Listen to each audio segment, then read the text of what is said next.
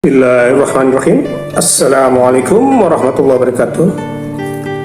Alhamdulillah, pada kesempatan ini masih melanjutkan tentang kalam ulama atau kata-kata bijak ataupun nasihat-nasihat daripada ulama, di mana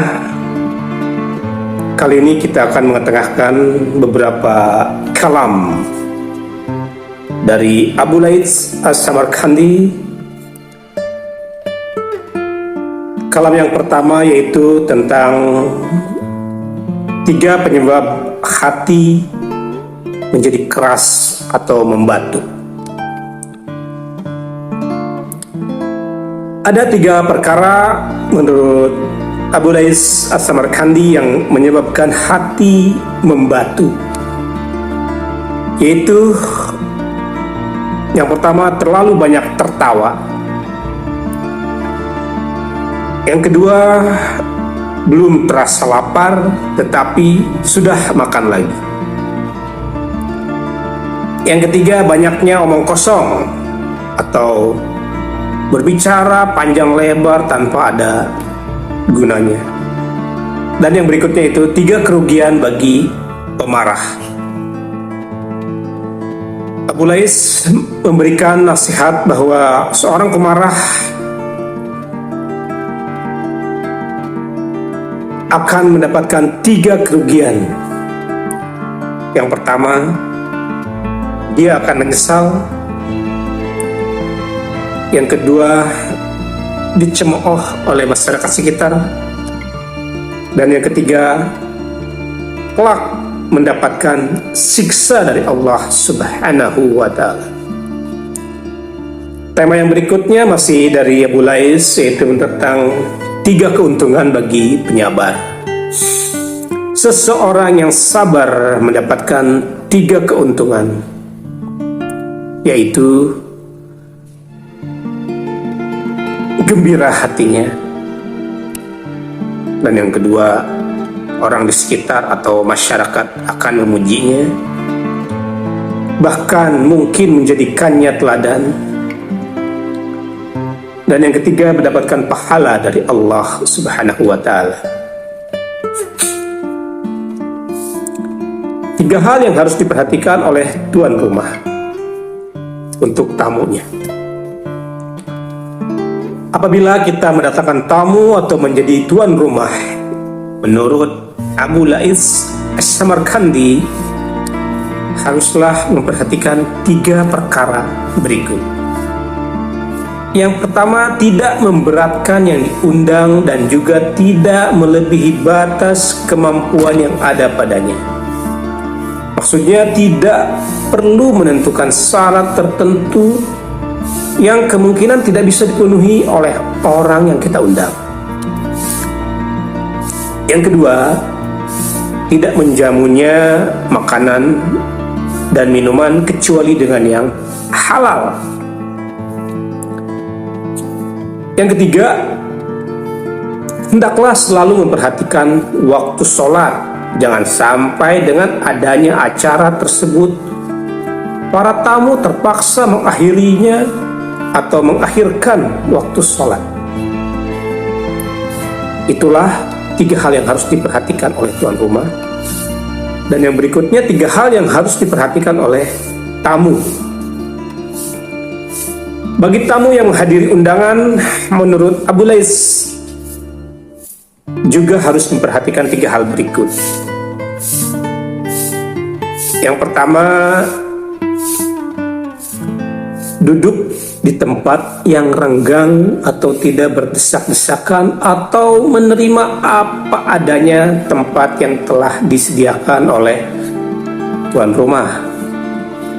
Yang kedua, menerima hidangan apa adanya, jangan mencela atau mentertawakan jika tidak sesuai dengan selera. Yang ketiga, mendoakan orang yang mengundang sehabis makan, dan ketika hendak pulang mendoakan semoga Allah memberkahi. Itulah 3 hal yang patut kita perhatikan dari Abu Lais As-Samarkandi. Dan yang berikutnya yaitu tentang 5 syarat amar ma'ruf nahi munkar. Di sini Abu Lais mengemukakan bahwa ada 5 syarat yang harus diperhatikan dalam beramar ma'ruf atau mengajak kepada kebaikan dan nahi munkar atau mencegah terhadap kemungkaran. Yaitu yang pertama, berilmu agar dapat membedakan mana yang baik dan mana yang buruk, serta mampu mencari jalan terbaik untuk mengurangi resikonya. Yang kedua, ikhlas semata-mata mencari ridho Allah Subhanahu wa ta'ala demi tegaknya kebenaran. Yang ketiga, menggunakan cara-cara yang baik dan penuh rasa kasih sayang terhadap orang yang dinasehati. Jadi harus dengan menggunakan kata-kata yang baik, lunak, dan menyampaikan dengan ramah tamah. Yang keempat, berlaku sabar dan tenang. Dan yang kelima yaitu melakukan hal-hal yang diperintahkan. Maksudnya menyesuaikan perbuatan dengan ucapan. Inilah tema yang berikutnya, yaitu 5 akibat positif dalam memikirkan ciptaan Allah Subhanahu wa ta'ala. Al-Faqih Abu Lais As-Samarkandi berpendapat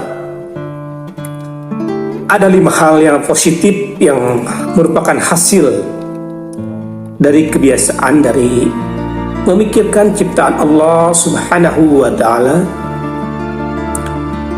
yaitu yang pertama, meningkatkan pengenalan atau makrifat pada diri sendiri dengan mengenal diri sendiri. Berikut, memikirkan kekurangan dan kelebihannya, maka kita akan lebih mengenal Allah Subhanahu wa ta'ala. Yang kedua, meningkatkan kecintaan kepada pemberi nikmat, yaitu Allah, dengan mengingat segala sesuatu pemberian dari Allah. Karena hal itu akan mendorong seseorang bersyukur dan lebih mendekatkan diri kepadanya. Yang ketiga, menumbuhkan pengharapan atau roja dengan memikirkan janji-janji Allah Subhanahu wa ta'ala, maka akan tumbuh pengharapan untuk mendapatkan sesuatu yang dicita-citakan, yakni kebahagiaan hidup di dunia maupun di akhirat.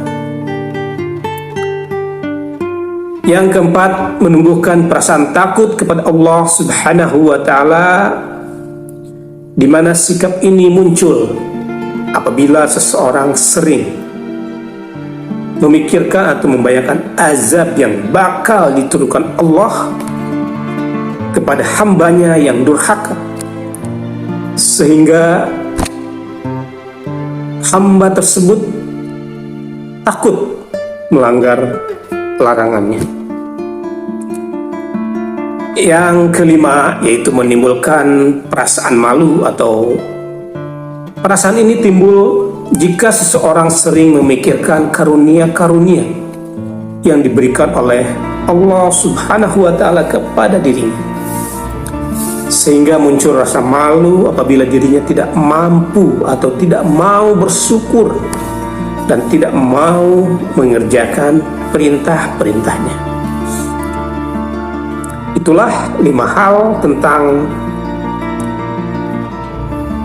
akibat positif dalam memikirkan ciptaan Allah Subhanahu wa ta'ala. Dan 5 hal berikutnya yaitu 5 bencana yang menimpa orang hasud. Beliau memaparkan tiada kejahatan melebihi sifat hasud atau iri atau dengki. Mengapa demikian? sebelum hasud itu mengena kepada sasaran, 5 bencana akan menimpa orang yang hasud itu sendiri, yaitu hatinya selalu kacau. Hasud adalah seburuk-buruk celaan. Dan yang ketiga, ditimpa cobaan yang tidak ada pahalanya.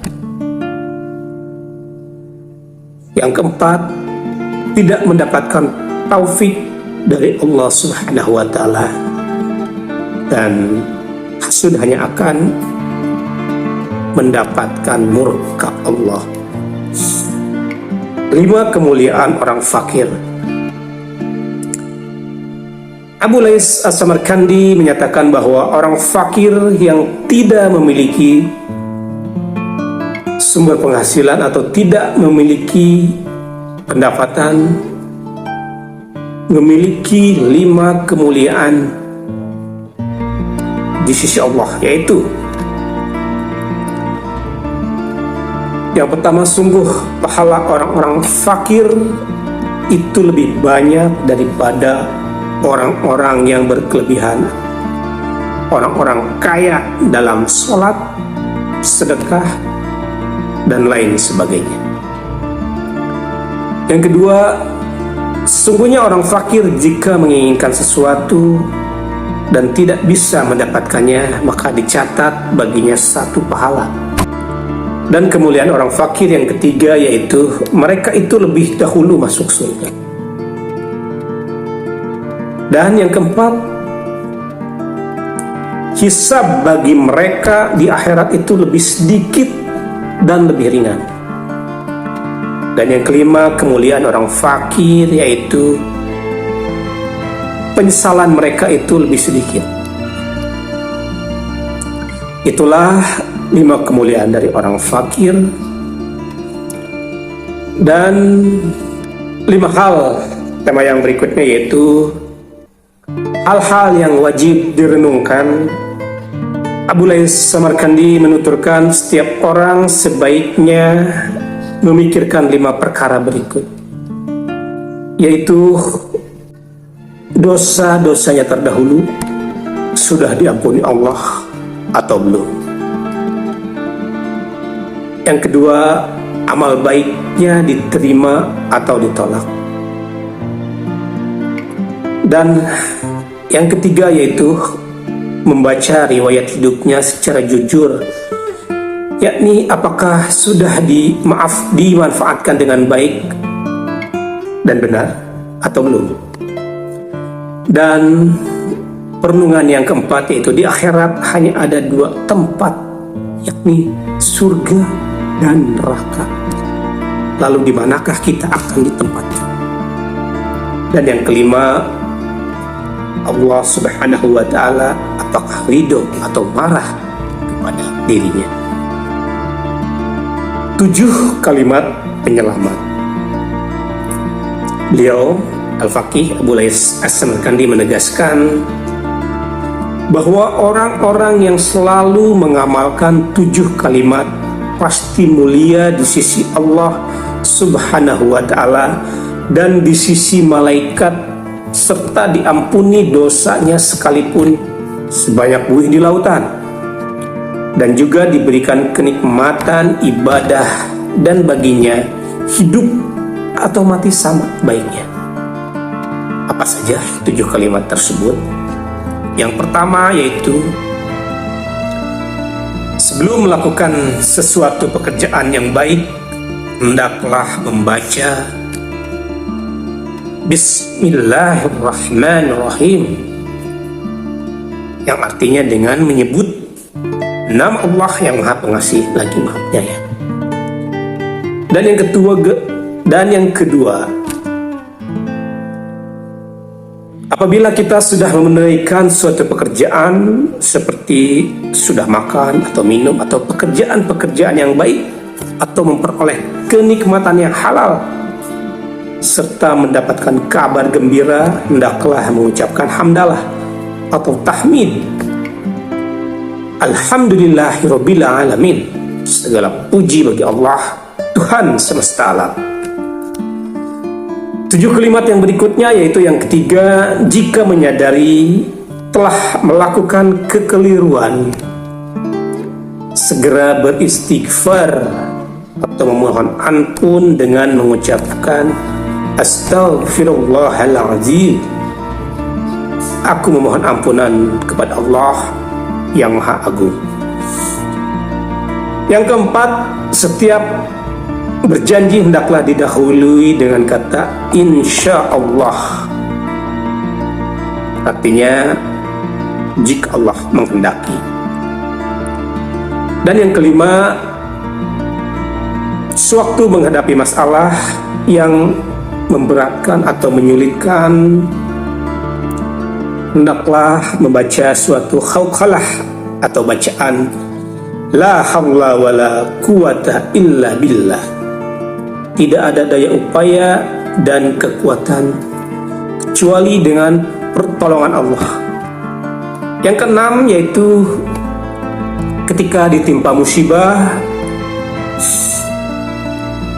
maka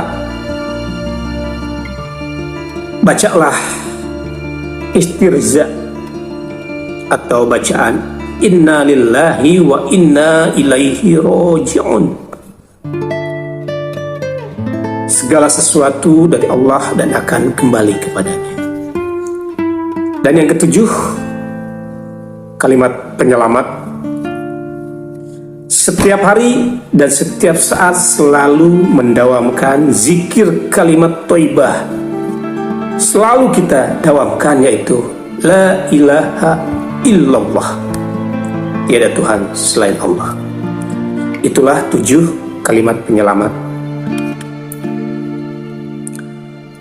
Dan tema yang berikutnya masih dari Abu Lais Samarkandi, yaitu 7 keuntungan duduk dengan orang pandai dan soleh.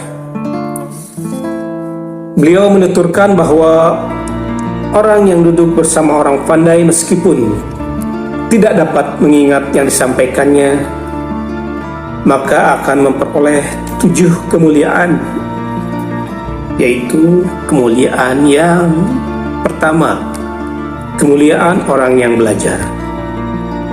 Kedua, mengekang perilaku dosa sepanjang berada di dekat orang yang soleh tersebut. Yang ketiga, ketika berangkat ke majelis atau pertemuannya mendapat limpahan rahmat dari Allah Subhanahu wa Ta'ala. Yang keempat, setiap langkah ditulis sebagai satu kebaikan dan sebagai penebus dosa baginya. Luar biasa sekali. Yang kelima yaitu ketika berdampingan dengan orang pandai atau orang soleh tersebut, akan memperoleh rahmat yang diberikan kepada orang pandai tersebut. Yang keenam, memperoleh kebaikan sepanjang mendengarkan tutur katanya yang bermanfaat. Dan yang ketujuh, dikelilingi para malaikat karena mereka sangat rela kepadanya. Dan yang berikutnya, kalam atau kata-kata bijak maupun nasihat dari Abu Lais As-Samarkandi, yaitu tentang amalan untuk mencapai derajat yang lebih tinggi. Amalan apa itu? Di sini Abu Lais Samarkandi menyatakan ada 10 amalan yang sanggup mengantarkan manusia mencapai derajat yang tinggi. Yaitu yang pertama, memperbanyak sedekah. Yang kedua, memperbanyak membaca Al-Quran. Dan yang ketiga, bergaul dengan orang-orang yang selalu berzikir kepada Allah Subhanahu wa Ta'ala. Yang keempat, senantiasa bersilaturahmi kepada keluarga dan kawan dekat. Dan yang kelima, menjenguk atau menengok keluarga atau kawan yang sakit. Dan yang berikutnya, yang keenam, yaitu mengurangi bergaul dengan orang kaya yang banyak, melupakan akhirat. Yang ketujuh, untuk mencapai derajat yang tinggi adalah sedikit berbicara dan banyak diam. Yang kedelapan, tawadu, yakni hidup sederhana serta mencintai fakir miskin dan berbelas kasih kepada anak-anak yatim. Yang kesembilan, mengurangi angan-angan muluk dan sering mengingat kematian. Dan yang kesepuluh, sering merenung atau sering merenungkan kehidupan akhirat. Itulah 10 amalan untuk mencapai derajat tertinggi dari Abu Laith As-Samarkandi. Tema yang berikutnya yaitu masih dari Abu Laith As-Samarkandi tentang keuntungan bersilaturahmi. Di sini beliau menegaskan bahwa dalam bersilaturahmi itu terdapat 10 macam keuntungan, yaitu yang pertama, mendapatkan ridho Allah Subhanahu wa Ta'ala karena Allah memerintahkan silaturahmi. Yang kedua, membuat orang yang dikunjunginya bergembira, dan itu merupakan salah satu amal yang utama. Nabi Muhammad SAW bersabda, amal yang paling utama adalah membuat seorang mukmin bergembira. Yang ketiga, kesenangan malaikat karena mereka senang bersilaturahmi. Dan yang keempat, disenangi oleh orang lain atau muslim lainnya. Dan yang kelima, membuat iblis dan para setan marah. Sangat luar biasa sekali keuntungan dari silaturahmi ini. Dan yang keenam, dapat memanjangkan usia karena dalam bersilaturahmi terdapat atau terjadi komunikasi yang saling menyenangkan. Misalnya, dapat saling mengutarakan masalah yang dihadapi, meminta masukan pemikiran, juga saling menghibur. Yang ketujuh, menambah berkah rezeki. Dan yang kedelapan, keuntungan dari silaturahmi yaitu membuat senang orang yang telah meninggal, karena mereka senang jika keluarga yang ditinggalkannya tetap menjalin hubungan baik. Yang kesembilan, memupuk rasa kasih sayang di antara keluarga sehingga tumbuh semangat saling membantu. Dan yang terakhir, yang ke-10, menambah pahala setelah kematiannya, karena kebaikannya akan selalu dikenang dan selalu dikirimi doa.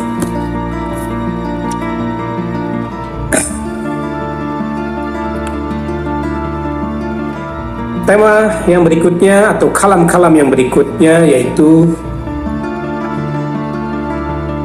3 perbedaan antara ilmu dunia dan ilmu akhirat. Menurut Abu Laith As-Samarkandi, sesungguhnya ada beberapa perbedaan yang amat prinsip antara ilmu pengetahuan dunia dan ilmu pengetahuan akhirat. 3 perbedaan itu diantaranya adalah: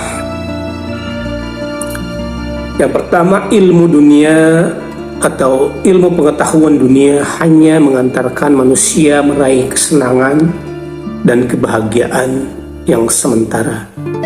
Sebaliknya, ilmu pengetahuan akhirat mengantarkan manusia meraih kesenangan dan kebahagiaan abadi. Yang kedua, ilmu pengetahuan dunia mempelajari hal-hal yang sudah terjadi dan sudah jelas fakta-faktanya.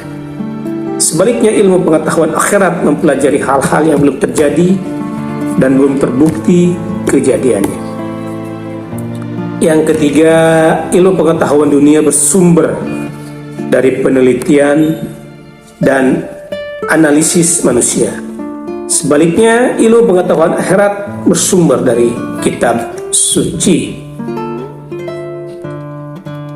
Itulah kalam dari Al-Faqih Abu Laits As-Samarkandi. Semoga dari kalam-kalam atau kata-kata bijak ini kita memperoleh hikmah yang bermanfaat. Terima kasih, semoga apa yang diketengahkan bermanfaat. Wassalamualaikum warahmatullahi wabarakatuh.